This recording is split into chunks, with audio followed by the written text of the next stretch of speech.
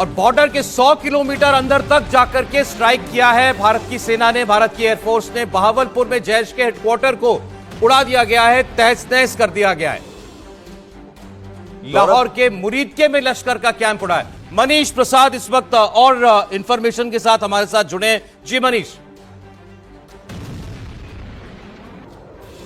सौरभ, ये वो terrorist camp हैं जो कि 26/11 से लेकर अभी तक देश में हुए आतंकी हमलों की इनके ऊपर पूरी जिम्मेवारी थी।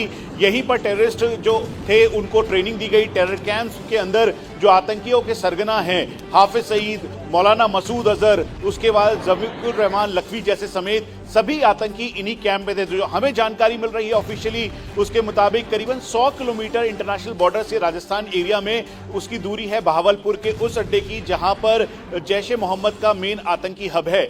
उस एरिया में भारतीय वायुसेना के द्वारा प्रिसाइज वेपन सिस्टम का इस्तेमाल किया गया और फिर जाकर उस पूरे एरिया को ध्वस्त किया गया और वहां पर करीबन 3 से 4 जो मिसाइल्स हैं उसको हिट किया गया। उसके बाद जो दूसरा एरिया है वो मुरीदके का है जो कि लाहौर के करीब है और जो इंटरनेशनल बॉर्डर है सांबा का, उसके करीबन उसकी दूरी करीबन 30 से 35 किलोमीटर रही होगी और लाहौर के बेहद करीब पड़ता है। और यहाँ पर सोचे समझे तरीके से ये मुरीदके का जो आतंकी अड्डा है इसको ध्वस्त किया गया। उसके बाद जो हमें जानकारी मिल रही है उसमें जो बाकी जो कैंप्स हैं, खासतौर पे वो कैंप जिसके अंदर गुलपुर है, सवाई जो लश्कर का आतंकी कैंप है, उसके अलावा बिलाल कैंप है, कोटली जो कि मेन अड्डा था जहां से पहलगांव अटैक के जो मेन आतंकी थे उनका ये बताया गया कि उन्होंने ट्रेनिंग ली थी। उसके अलावा बरनाला, सजल और फिर उसके बाद महमूना कैंप। तो ये जो दूरी है, सबसे ज्यादा दूरी बहावलपुर की थी जहां जैश ए मोहम्मद का अड्डा था। उसके बाद करीबन 30 से 35 किलोमीटर के ऑन एवरेज दूरी पर